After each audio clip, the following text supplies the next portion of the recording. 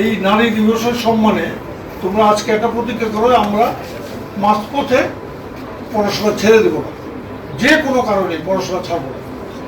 হয় না, আমাদের দেশে অনেকে পড়াশোনা ছেড়ে দিতে হয় অনেক কারণে, বিয়ে করবো না পড়াশোনা চেষ্টা করে।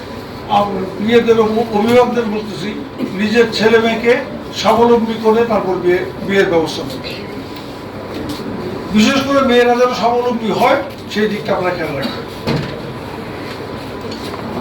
আর কোনো অঘটন ঘটে গেলে সেটা বলতে পারতো না, এখন ভয় বলে, ঠিক আছে, কিন্তু বললে পরে কিন্তু আমার কাছে খবর আসে, আপনাদের বললে পরে আপনারা সঙ্গে সঙ্গে অ্যাকশন নেন না।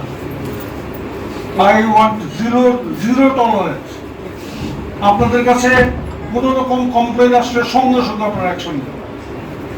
খালি নারী দিবসগুলো তাদের বললে হবে, আমরা প্রোটেকশন দিতে হবে। সেই প্রোটেকশন আমরা সবাই আপনার কাছে চাই, কি ঠিক না? আমরা সবাই চাই। তো ওইটা আপনাদের দেখতে হবে। আইন শৃঙ্খলা পরিস্থিতি ভালো থাকলে নারী অত্যাচার হবে না।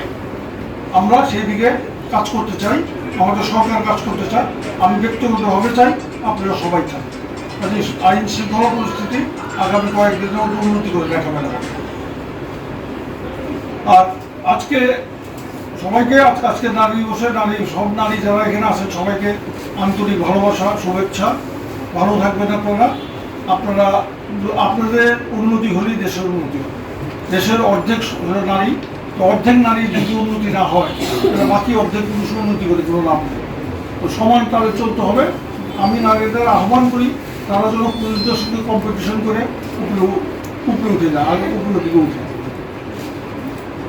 সবাই ভালো থাকেন, সুস্থ থাকেন, দেখা হবে পরবর্তী সময়। আমি এখানে শেষ করছি। ধন্যবাদ। আসসালামু আলাইকুম।